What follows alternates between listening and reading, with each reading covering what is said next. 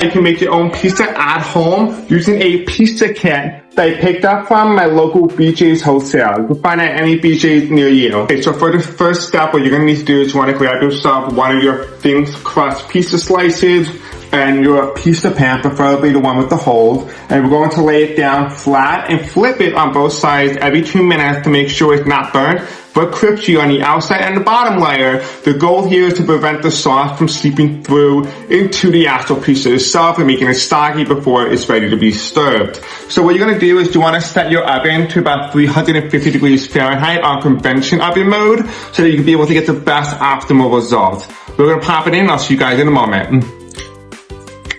So here's a little side tip that I recommend for you, especially if your pizza crust is a little bit on the drier side. Grab yourself a little bit of cooking oil, or like specifically for us, we're using canola oil. Use any type that you prefer. I recommend an oil spray, and spray one side only of your pizza crust and cook in the oven for about 350 degrees Fahrenheit for 2 minutes on one side, and then take it off, flip it, and cook it the remaining side without the oil spray for the remaining 2 minutes. So about 4 minutes total to cook this pizza crust.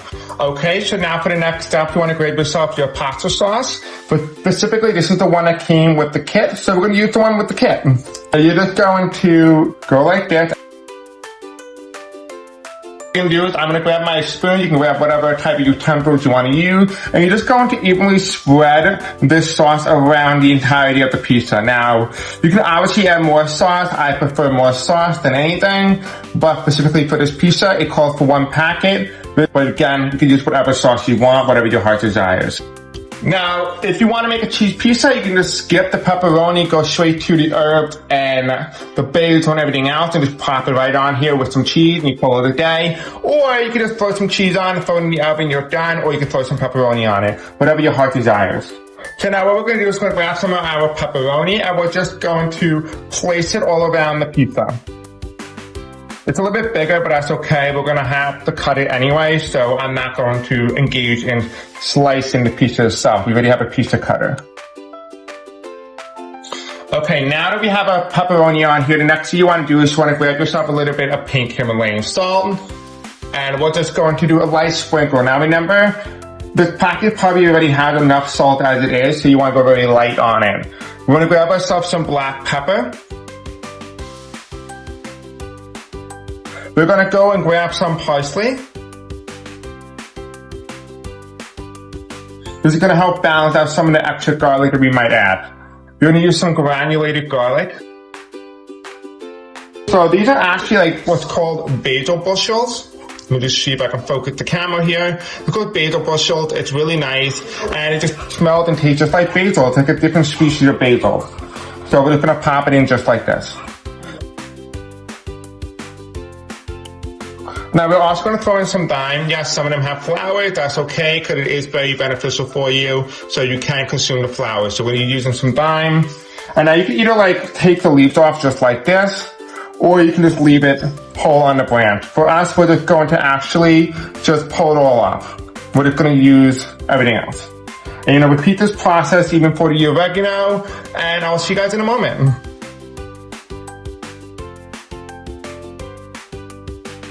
Going to do the final and last step.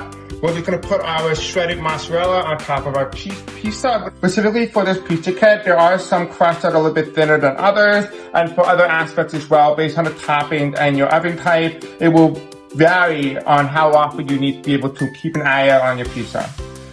So just like this, we're just going to pop our pizza right into the oven. I'll see you guys in 10 minutes. So I just took this out of the oven. Look how amazing it looked after 10 minutes. It looks fantastic. It smells great. There's no sign of burning. It just smells overly amazing. So go ahead, make this at home, and I'm going to give this a taste test. Okay, so let's give this bad boy a taste test. Does it taste good? Do I recommend it? Do I not recommend it? We have our pepperoni pizza that we just made. Now let's give it a taste test. Is it good?